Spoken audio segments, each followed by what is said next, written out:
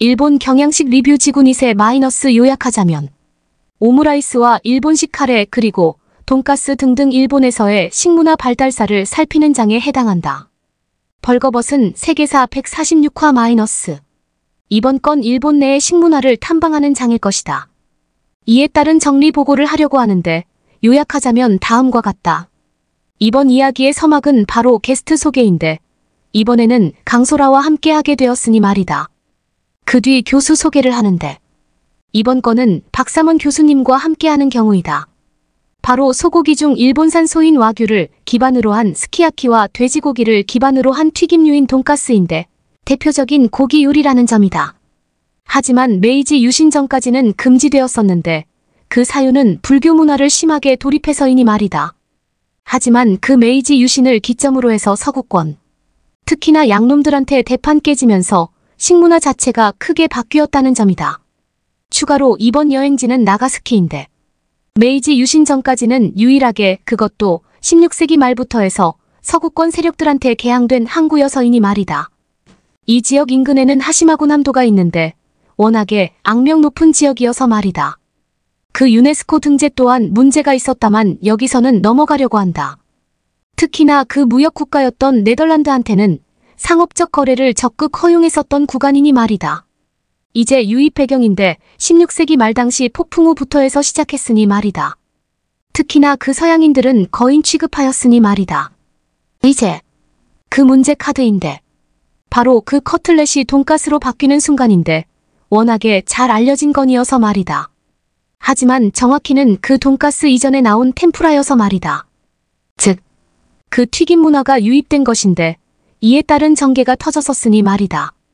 당연히 그 카스테라 또한 이 시점에 유입된 것이니 말이다.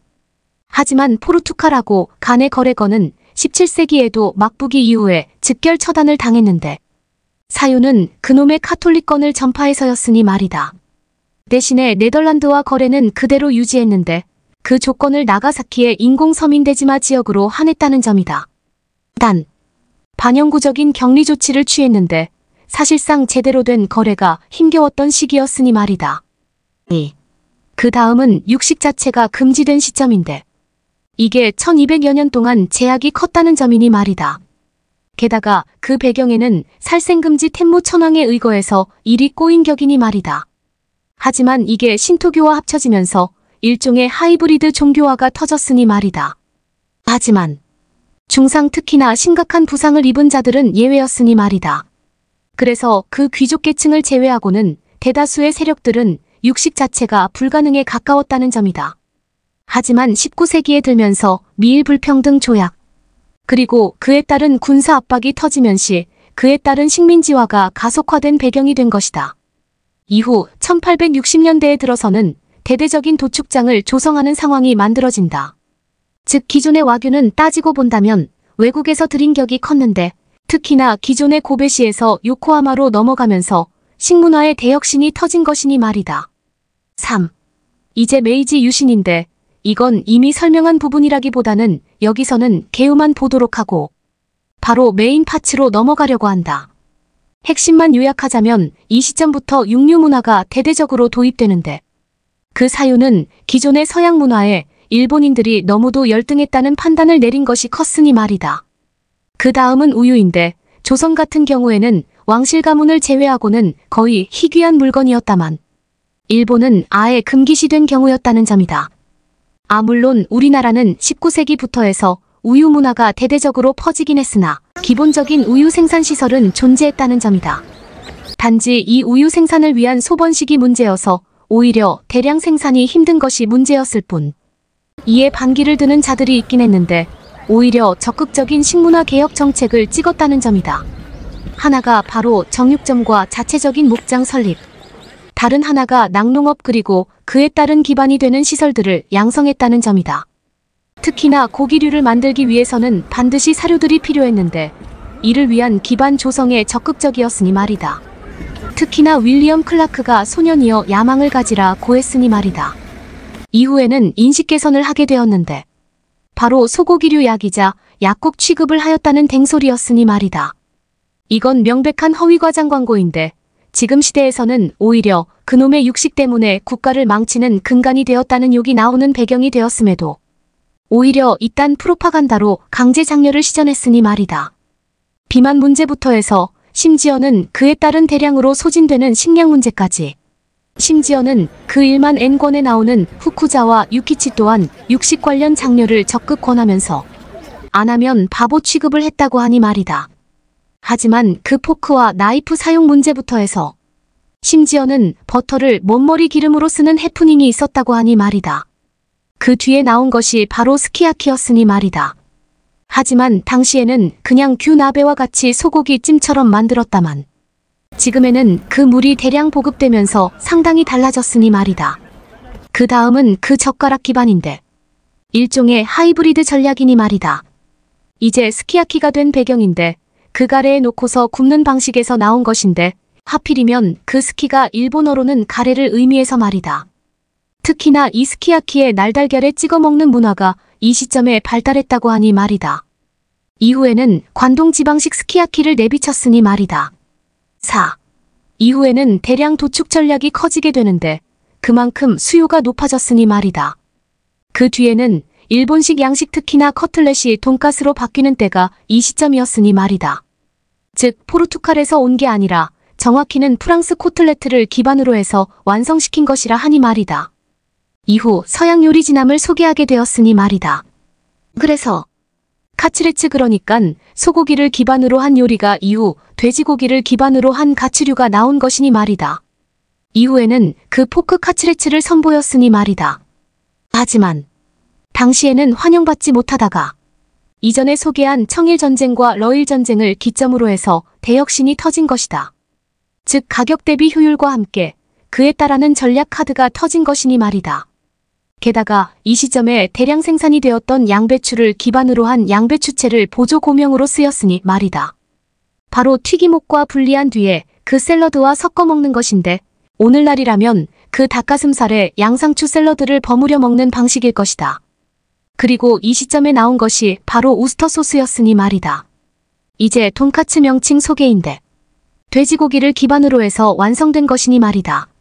시작부는 바로 국내청 요리사였던 시마다 신지로가 판 것이 원조라 고했다고 할 정도면 역시나 그 프랑스 요리의 대대적인 전파 과정과 유사하면서도 다른 느낌이었으니 말이다. 이후 터진 돈가스 송 관련해서 부르는 규현은 덤. 이걸 시험이나 중요한 경기에서 먹기도 했다 하는데 이게 카츠가 이기다를 의미했으니 말이다. 그 뒤에는 경양식이라고 해서 코스 요리와는 다른 분위기를 소개한 동시에 고로케 탄생기. 특히나 프랑스에서 유입된 문화를 받아들이면서 나온 것이라 고한 것이다. 그 뒤에는 오니기리 기반 도시락에서 아예 이걸 19세기를 기점으로 해서 마개조를 한 것을 고하였으니 말이다. 이후에는 키무라 야스베에가 단팥빵을 만들었다는 이야기를 고하게 된다. 특히나 파탕금을 기반으로 한 중국식 만주를 마개조한 케이스라 하니 말이다. 그 제과 시험에서 자주 나왔었던 밤과자 또한 중국식 만주를 기반으로 했다지만 지금은 빠진 케이스이기도 하다. 이제 그 톰 크루즈가 주연이었던 라스트 사무라이의 배경 사건이자 일본 마지막 내전인 세이난 전쟁을 소개한다. 위에 단팥빵이 대량으로 보급되면서 그에 따른 일본 관군들이 승리한 배경 중 하나였다고 하는데 이외에도 여러 가지가 있었다고 하니 말이다. 특히나 이 시점에 나온 전투 식량이 바로 러스크를 기반으로 한 건빵이니 말이다. 이후 터진 죽빵 드립은 덤. 5. 이후 소개도 가관이다. 바로 20세기의 상징인 카라멜과 탄산음료인데 카라멜 같은 경우에는 의외였으니 말이다.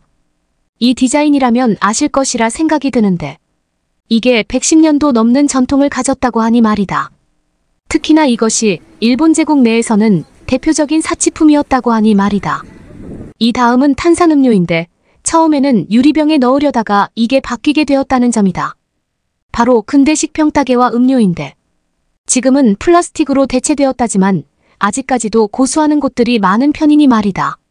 마무리는 카레인데 바로 근육의 극심한 소모에 따른 병을 이야기한다. 바로 각기병인데 괴혈병은 비타민 부족이라면 각기병은 사실상 단백질 부족 사태이니 말이다.